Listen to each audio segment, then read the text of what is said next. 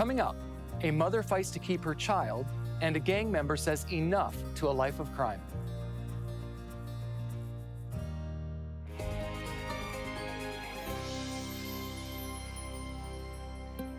Welcome to 700 Club Canada today. We are so glad that you've joined us from wherever you are watching. And you know, technology has been used in more powerful way during this time, even with the global church. And so joining me in a few minutes today to talk about this is Kevin Burgess from FaithTech. But first, I want you to take a look at this. Something miraculous is happening. From all corners of the globe, people are rising up. From computer programmers to graphic designers, from AI experts to entrepreneurs. An eclectic community banding together to sacrificially do their part. They're creating solutions that help people suffering alone hear the voice of their loved ones. Platforms that match life-saving resources to those who are in desperate need. And tools that empower the global church to uniquely share the good news of Jesus to the world. And yet, this is just a beginning. Together, as the global tech community, may we show the world what we can do. May we humbly offer our skills to develop solutions that will create a better world, both now and long after this crisis has ended. And may we remember that out of this devastation, we have this moment, this opportunity to bring innovation. Join us.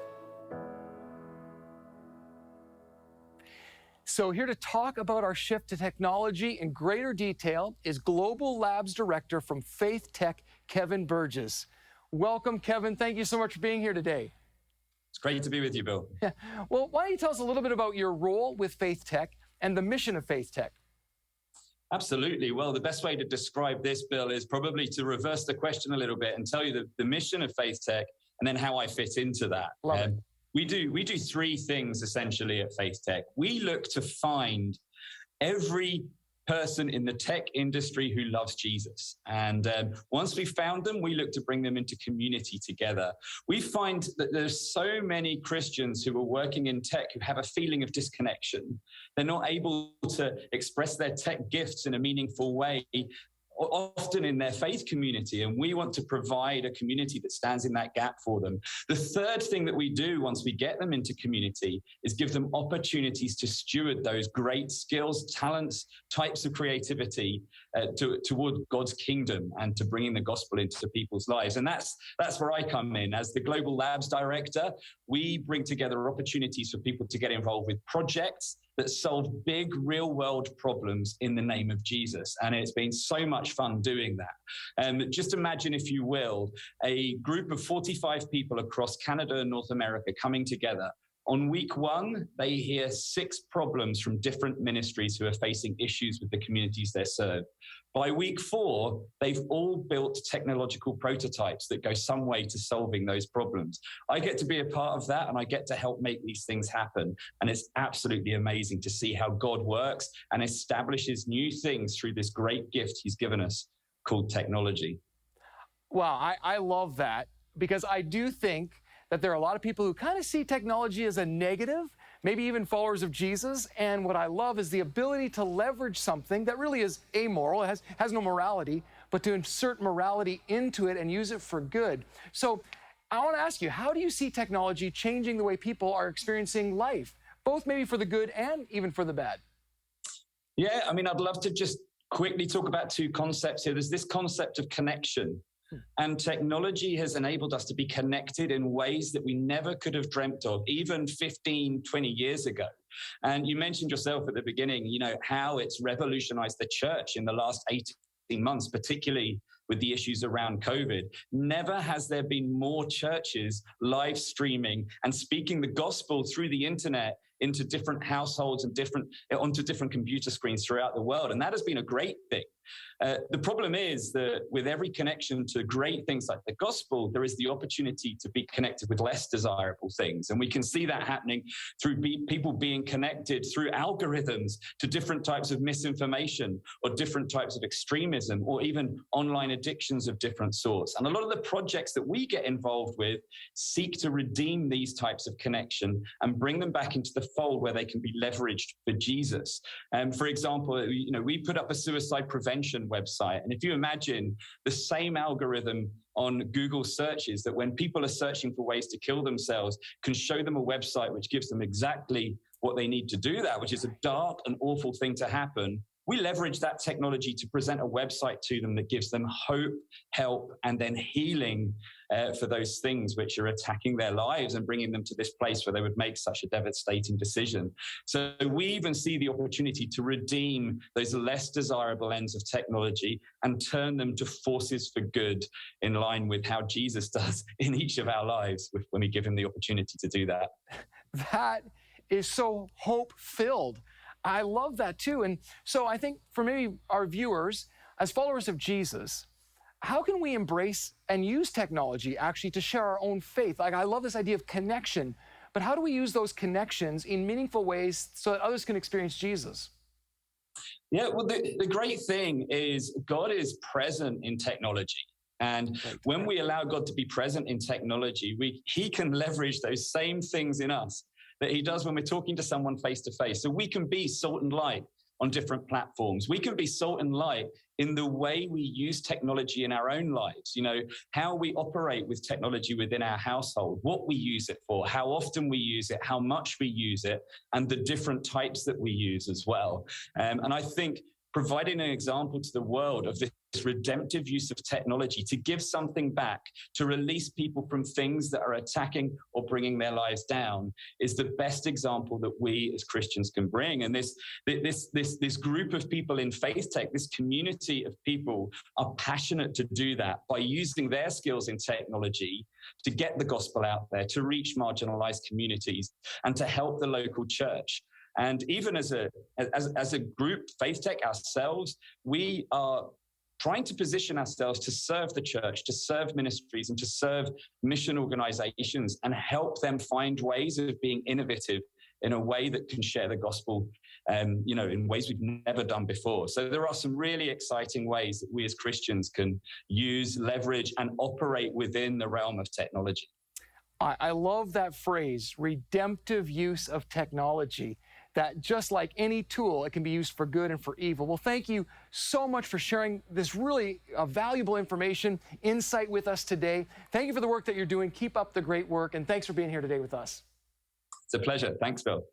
Well, now, the truth about God sets Adelaide free from years of guilt and shame.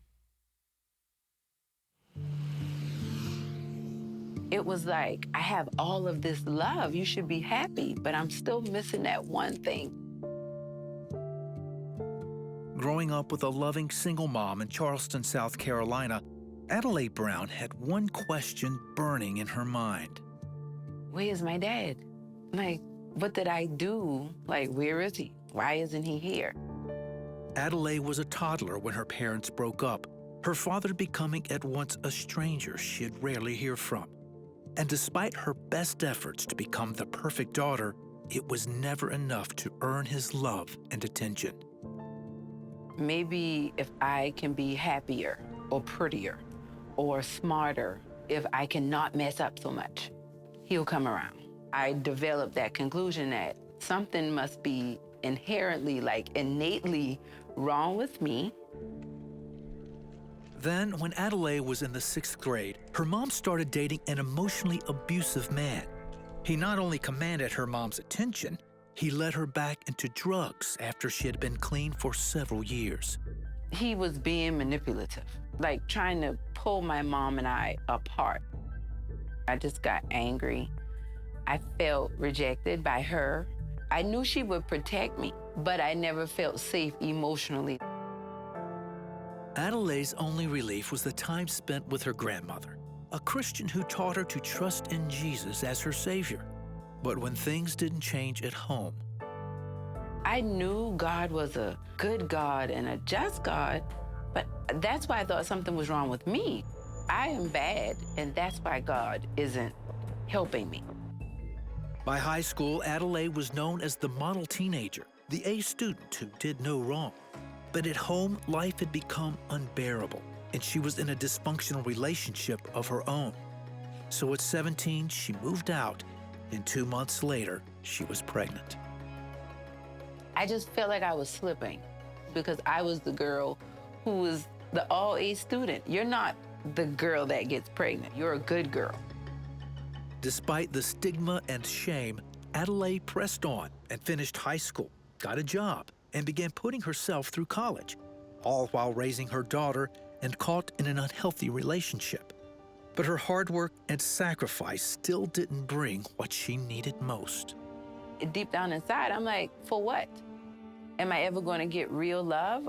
Can I fall and people really just embrace me, give me grace? Mentally, I started feeling like I can't handle this.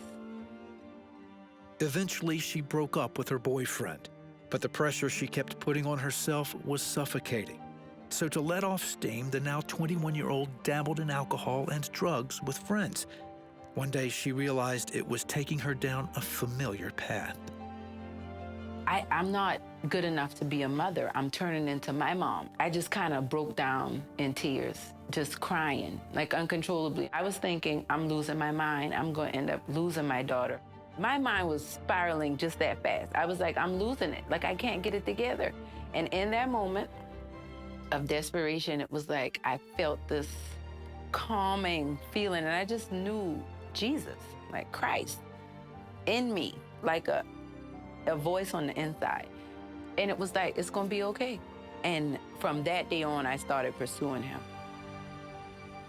Adelaide would spend years going to church, Bible studies, and prayer meetings, and doing all the right things, trying to get closer to God. I'm still not good enough. I'm not getting the feeling I was looking for. I'm not getting the peace. I'm not looking in the mirror and liking what I'm seeing. Finally, she began to accept that God's love wasn't something she had to earn. He started showing me, no, your heart is hard. I just wasn't receiving his love. He was trying to give it to me. As the walls around her heart began to crumble, Adelaide understood that through Christ, she was more than worthy of God's love. I can love myself because Christ loved me. If Jesus died on the cross for me, if he went through such a sacrifice for me, it's a slap in his face for me not to love me. Now an author and working in ministry, Adelaide is married to Kevin and raising 4 kids. She's also built strong relationships with both of her parents, and her mom has been clean since 2010. Adelaide says that seeing herself through God's eyes helped transform her life. Only Christ could have done that. We can get caught up in all of our imperfections, but he said, I'll give you beauty for ashes. But we have to receive it. And that's really my story, just receiving it.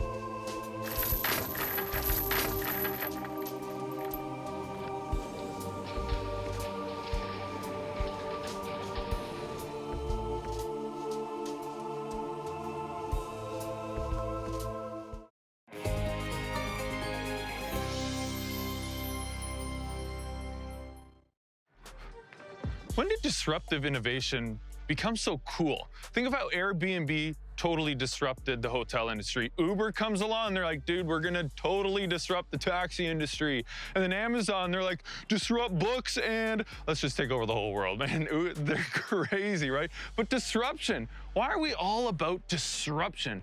Is that the best path forward? Man, I love when the old comes back and is cool again. The return of vinyl, yes, man. The return of skinny jeans. Oh, man, I'm not wearing skinny jeans. But how amazing is that? It's when the old, what was innovative, comes back into a new generation and a new era, it's innovative again. And people are like, skinny jeans, have you ever heard of skinny jeans? Man, they're the best. And I was thinking about this. Jesus was also a huge disruptor. Right? There's this moment in the Bible you read about how he gets into the temple and man, people are treating God poorly. And he comes and he flips over tables. He takes a whole bunch of animals. He's like, you be free, right? Total disruption, right? And there's other moments when religious leaders, he's just calling them out and he's stirring the pot. But here's the thing about Jesus. He didn't disrupt for disruption's sake. He came along to redeem it. See, I think we need to rethink this thinking of disruptive innovation. Instead, let's think about a new phrase, redemptive innovation. Redemptive innovation is when we look at what was old and we say, we want to now redeem it. We want to fulfill it. We want to make it better, right? Jesus came along, he didn't come to abolish the law or destroy the law. He came to fulfill the law, redeem the law, and make it new. There's this verse in the Bible when it says, behold, I will make all things new. Jesus' mission is to redeem us, and it goes the same for technology. He wants to redeem technology, and our role as people in tech, using tech, thinking about technology, is to, rather than think about it as disruption, we need to come along and we need to say, how do we redeem it? How do we take what we're building, take what we're using, take how we're engaging with technology and view it through a completely different lens and seek out how to follow Jesus in the way he views the world and how he will redeem technology? We need to do the exact same thing.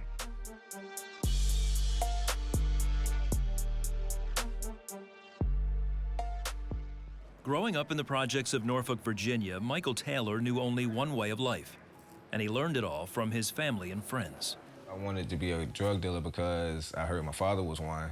I know most of my uncles had been in the streets, and only example I had of what a man is or should be was the drug dealers that was out on the block. You know, they were like my bigger brothers. So, of course, I wanted to be like them. They had all the money, all the cars, all the women, all the nice big guns and whatever else came with that lifestyle. You know, they were basically able to do whatever they wanted to do, and it took away a struggle from your mother or your sister or whoever needed help. His father was a career criminal, and Michael went into the family business to help his mother, who was working 3 jobs to support Michael and his sister. I wanted a name in the streets, I wanted the respect, and of course I wanted to give my mom a little, you know, comfort from her having a struggle. Michael sold pot and soon started selling harder drugs, crack cocaine and heroin. That's when things really kind of got out of control. You went from a kid game to a grown man game. So now you a kid in the grown man world and everybody treating you like you're grown. So what you gotta do is act grown yourself and protect yourself. So that's where all the violence and all that stuff come in. Cause like in my neighborhood, if one person can take something from you, then you're gonna have problems for a long time until you start getting it straight, till you start protecting yourself. Now deep into the drug world, Michael always carried a gun. He was soon a big-time dealer protecting his turf and making a name for himself on the streets of Norfolk. He also got addicted to alcohol and marijuana. The alcohol and the marijuana became an escape, but then also the violence was too. It was an escape from me letting out my frustration and my aggression. I was frustrated about not having a father, about my mom always being at work, never being at my games and my banquets, not knowing what true love is. Michael joined the infamous gang known as the Bloods, but he felt trapped. I always thought about getting out of that life because I ain't want to be there. I ain't want to grow up in the projects. I didn't want to have to sell drugs forever, keep getting locked up, gotta keep ducking the police, keep ducking the robbers, who we call the jack boys, you know. It's just so much that come with it. So I always wanted out of that, but it was like, I don't know nothing else. This is all I ever seen. This is all I ever known. Michael was in and out of jail for 3 years for selling drugs, for drug-related robberies, and for violating his probation. In 2006, when it seemed Michael's life couldn't get any worse, it did.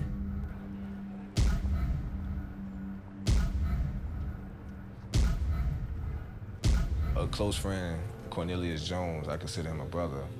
We call him Fresh. He called me, he was like, yo, my car broke, I need a ride, you know? So he was supposed to go see a girl or whatever, but I believe it was a setup. Someone from a rival gang shot and killed Fresh. Michael was holding him in his arms when he died. I seen people die before,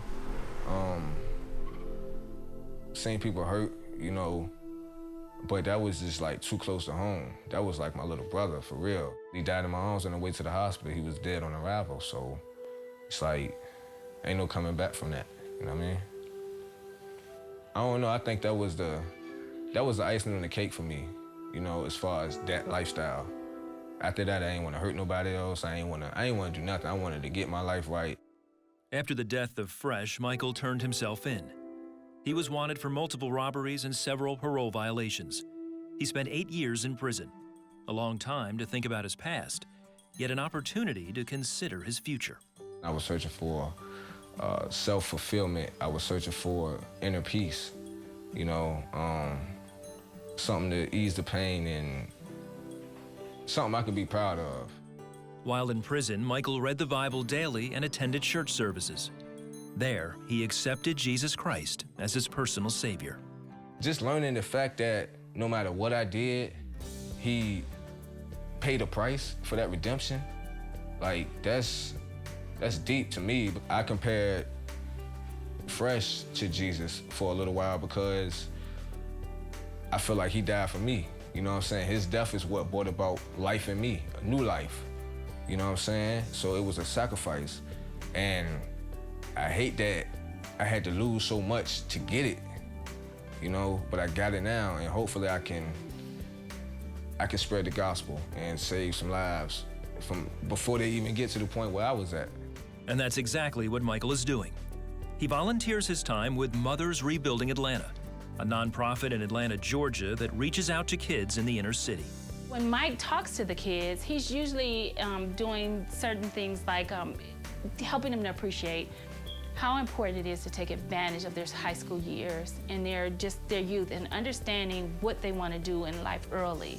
They just want to belong. So it's important that they have that mentor to look up to and to be able to ask those questions and not be afraid.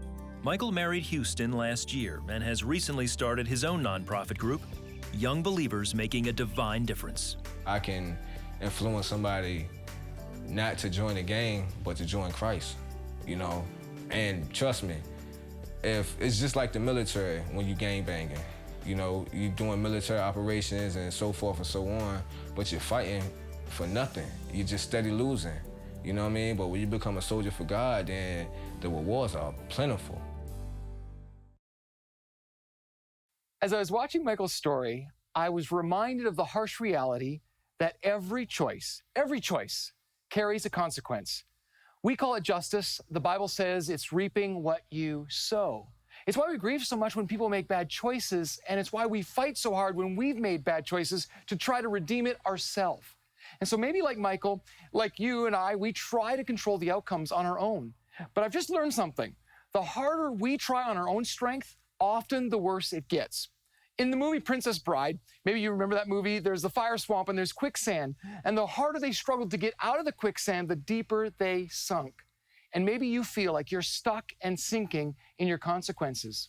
You know, in Matthew 9:12, Jesus was talking about people who'd come and who were broken by the world's circumstance. And he said these powerful words, "It's not the healthy who need a doctor, but the sick." And then he said to the religious leaders, "Go and learn what this means. I desire mercy, not sacrifice, for I have not come to call the righteous, but sinners." I got thinking about that. What did he mean? He said, go learn this, so I wanted to learn it. I think what he was saying is that religion says try harder. That's the sacrifice part. But no matter how many things we sacrifice, no matter how hard we try to control our own circumstance, we're just not able on our own to be who we are supposed to be. See, because we need mercy. We need someone from the outside to pull us out. Just like in the fire swamp, we need an outside source. And so in this story, the princess says, we're never going to survive. And in response, he says to her, you're only saying that because no one ever has. Maybe that's why Jesus came into this world, to die to prove that death doesn't have to be the end, that we can escape the consequences of the choices we made when we trust in his love. So do you need to take hold of God's mercy today? If so, why not give us a call at 1-855-759-0700, and you can receive this amazing gift of mercy because it's exactly what you need. We'll be right back.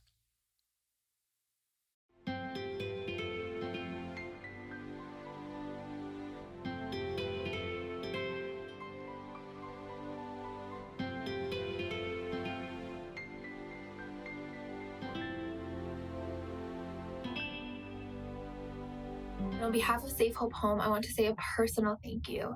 Because of your faithful giving, you have helped us to continuously provide care and support to the young women that we serve.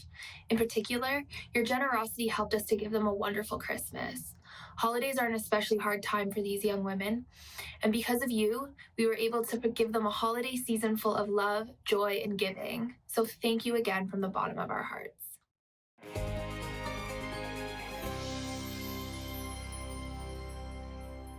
Thank you to all of you who partner with us. Because of your partnership, we're able to work with organizations across this nation bringing hope. And as we saw in James Kelly's clip, we're also able to redeem innovation. And so maybe you'd like to partner with us and help us do this together. Why not call us today at 1-855-759-0700 and become a new partner for just $20 a month or more. Or use Pledge Express. We make it easy to give. You can sign up for an automatic monthly withdrawal from a bank account, and it also helps us do our ministry well. And in response, if you partner with us today, we will send you this gift of hope and encouragement found from the book of Romans, and it's called God is for Us. So thank you for all you do. CBN presents God is for Us, verses of salvation, peace, and victory from the book of Romans. Do not conform to the pattern of this world, but be transformed by the renewing of your mind.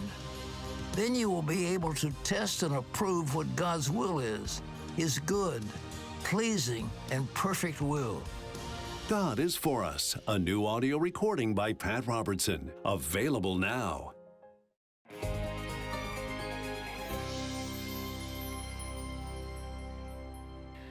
Well, what a great show we've had here today.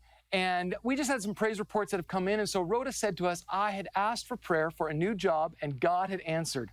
I now have a job that I love. Thank you, 700 Club Canada, for continuing to pray for my needs when I send them in. And Helen from Burlington said, I want to send a praise report and thank you for prayer partners who prayed for our granddaughter who suffers from anxiety, select autism, and has a very hard time communicating with anyone.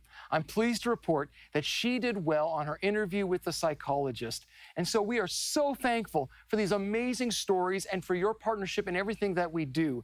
And again, I hope that you picked up the theme today, that God is fighting for you and that we can redeem innovation and technology for the good.